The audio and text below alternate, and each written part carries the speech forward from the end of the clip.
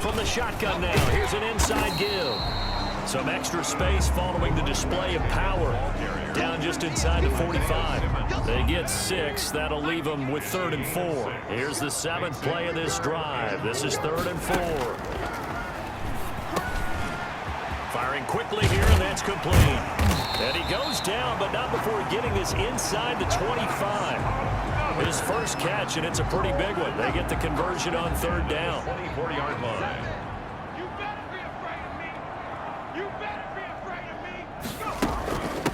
From the shotgun now, here's an inside give. And he'll get about 5 here as he'll take this down inside the 20-yard line. That's a strong pickup right there on 1st down. And as this drive goes on, we're seeing an offensive line and running game imposing its will. From the shotgun now, here's an inside give. And they'll bring him down at the 13-yard line. Offensive linemen love creating space for their guys carrying the ball, but when that guy also breaks tackles and creates extra yardage, they almost feel like he's one of them, and they really embrace him. And we'll remind you that coming up at halftime, we'll join Jonathan Coachman and the gang in Orlando. Coach will have stats and scores from the early games going on here around the NFL. Now the pressure gets there, and he goes down just inside the 20 at the 19. It's interesting, partner, that most defenses try and guard the 35-yard line actively because they think the way kickers are nowadays, about a 52-yard field goal, they're kind of giving up points. But you get even deeper into territory, you get into the red zone, they're going to guard it even more, which means more pressure, more blitzing. And that'll be incomplete. Well, nearly another interception there. That would have been 2 drives in a row with a pick. He's got to start taking care of the ball way better than what we're seeing. Interestingly, that throw was probably worse than the one he threw the interception on last drive, but fell incomplete. That's going to be caught at the 10-yard line. And he'll be tackled right on the 10, well short of the 1st down. Now on 4th down, out comes the field goal unit here.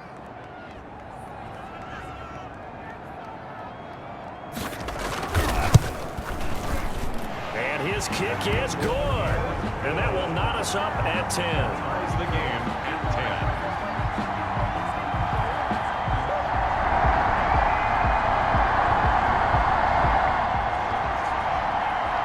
10. So the offense set to take the field here. They will have the football with less than a minute to go in the 1st half.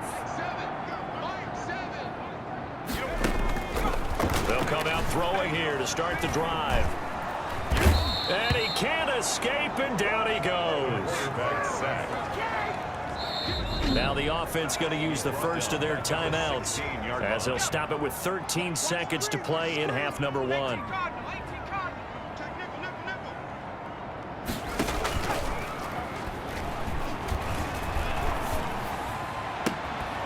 He'll find his man on the comeback route, complete.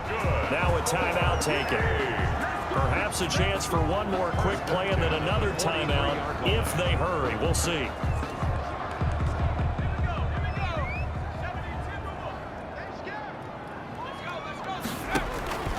Back to throw now on 1st down. He's going to look deep down the field. And he bats it away, and it falls down incomplete. So we have reached halftime with the 2nd half upon us sooner than we bargained for. Week 7, 2nd half. Let's do it.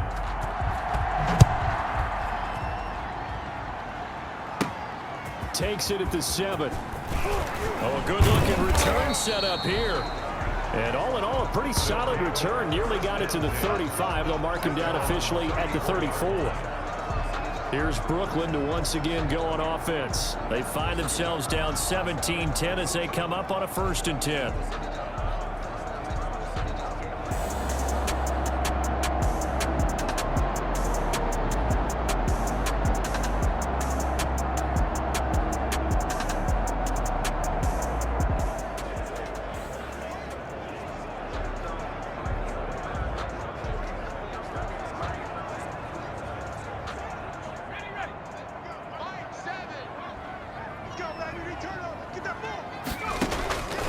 They'll try and start this drive in the air. And that is incomplete. He couldn't hold on through the contact. Brings up 2nd down. You get the sense that they're saying we're not playing up to what we're capable of, and we're deep enough into the game that the early jitters are long gone, that they should now have some sense of continuity and be able to make some of these plays that they have not been doing so far. He'll get only 3 there, so it leaves him with a 3rd and 7 ahead. Well, that's a good start to this drive on the defensive side of the ball. Force the incompletion on 1st down. Then you're able to shut down the running play on 2nd. Yeah, I wouldn't be surprised now. A little bit of pressure going to the quarterback in an expected passing situation. He'll get this one complete to Davis. And he's going to get this down to the 35-yard line. 27 yards there on a very nice 3rd down conversion. So on the other side of the field now, it's 1st and 10 as they've got things rolling on this drive. Now a handoff here to his running back. And brought down, but not before they're inside the 25. Another nice gain, 13 yards that time, and another 1st down. All right, I got to ask you, with these RPOs, essentially the quarterback has 3 options, right? So what's different from that versus the triple option that we see the service academies run at the college level? As a general rule, the triple option at the college level, most things are called outside of the quarterback faking it to the runner and then keeping it himself and maybe having a trail back. What I mean is, in the NFL, that option to throw the football all comes about organically. It's a natural deal based on reads. In college, if you're going to throw the football for triple option, you've actually called that play. It's a 10-yard gain there to set him up 1st and goal. From the shotgun now, here's an inside give. And he is met quickly in the backfield. Down he goes, folded like a lawn chair. And they have just not been able to block him at all throughout this game. Seems like every other play, he's doing something in the backfield. Already got 2 sacks, and now here's a tackle behind the line. And this is incomplete. A lot of times it's that first read that you have. Maybe you get it in pre-snap, and he locked in on his target, but he was covered quite well, and that one's incomplete. They'll look to throw on 3rd and goal. And he's unable to haul it in. So it falls incomplete over the middle 3rd of the field. And that brings up 4th. Man, a tough spot to drop that down here, 3rd and goal. And so many times when you analyze a play like this, you talk about the people around him and maybe his focus was gone. Sometimes just simply him understanding how close he is to the end zone and a chance to score, and he tightens up and doesn't complete the play. Makes the score Lancers 17, Bulls 13.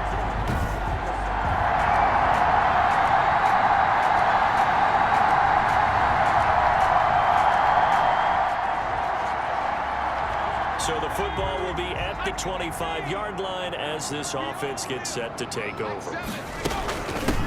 From the shotgun now, here's an inside give. Yeah, this will be a gain of 5 as he gets it to the 30. 5 yards on the carry. Good pickup on 1st down. Brings up 2nd and 5 at the 30-yard line. From the shotgun now, here's an inside give.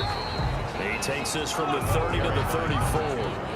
Typically, we think it's the strong safeties that are better tacklers, especially closer to the line of scrimmage amidst traffic. But in this case, how about the free safety coming up and making the big-time play?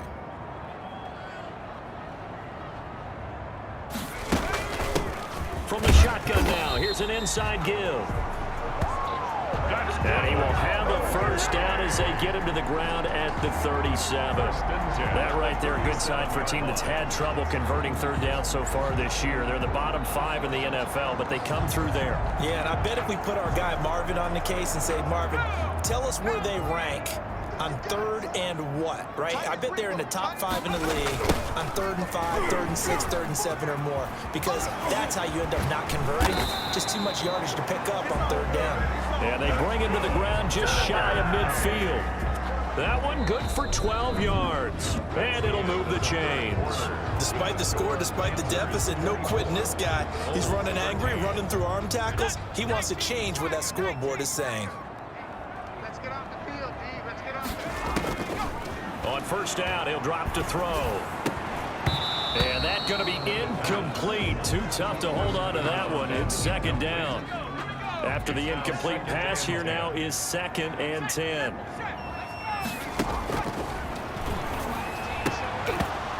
And his throw here scores incomplete.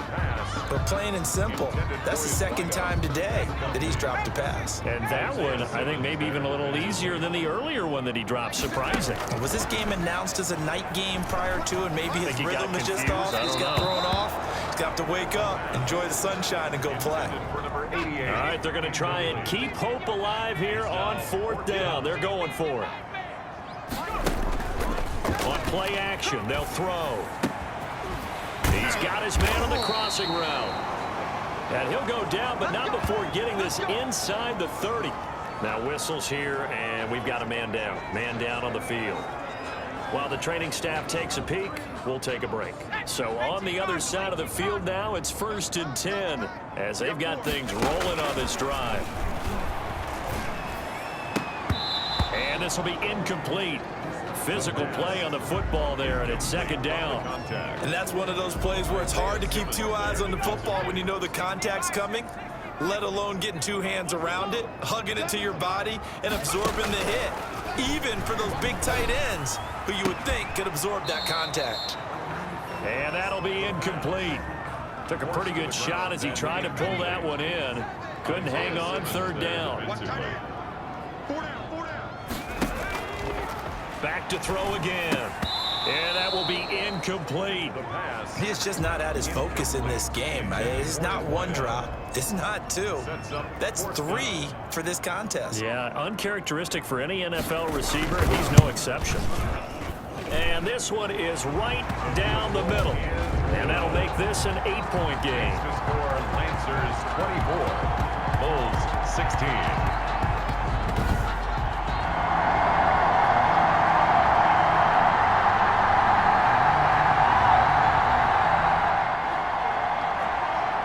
So now this offense will take over, and they will have the football at their own 20-yard line.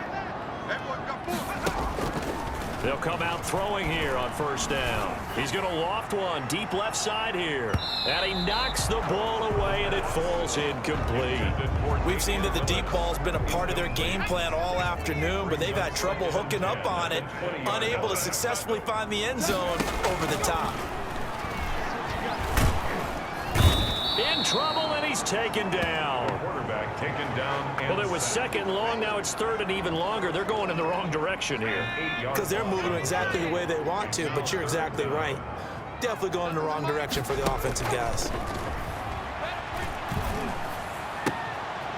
Oh, a scrap for the football, and he's going to come down with it.